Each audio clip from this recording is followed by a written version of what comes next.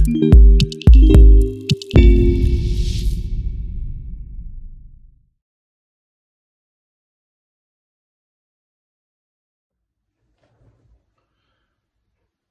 is the story of the storm on the lake from Mark chapter 4 and Matthew chapter 8, and it's called The Captain of the Storm.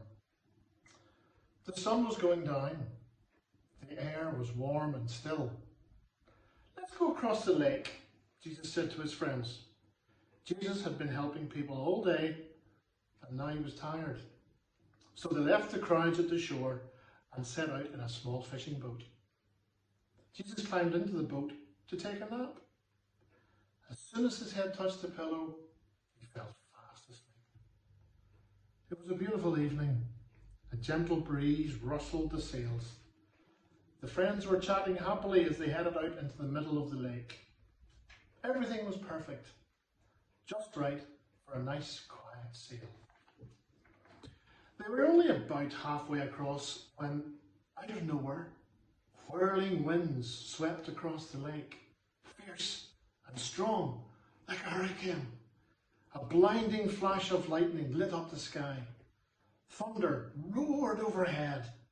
The storm blew the water into towering waves that hurled the little boat up, up, up, then sent it hurtling, crashing, back down, down, down.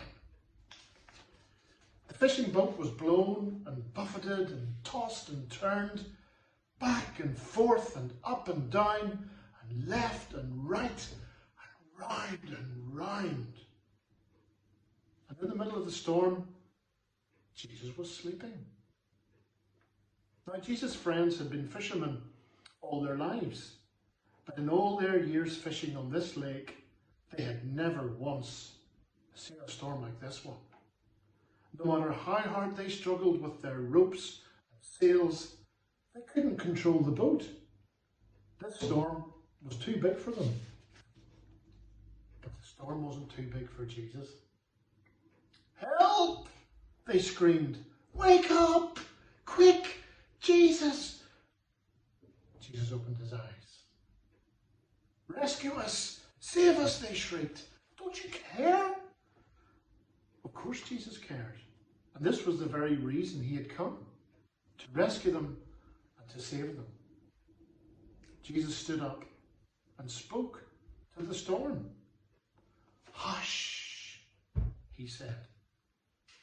That's all. And the strangest thing happened. The wind and the waves recognized Jesus' voice.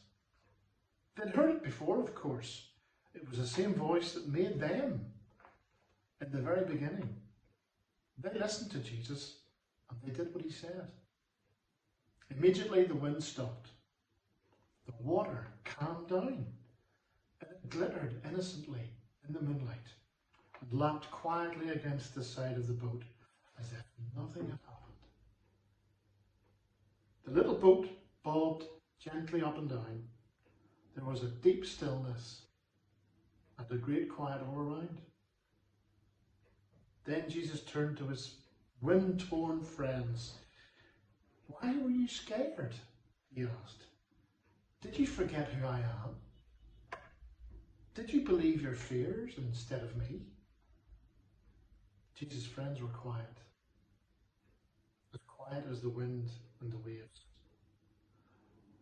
And into their hearts came a different kind of storm.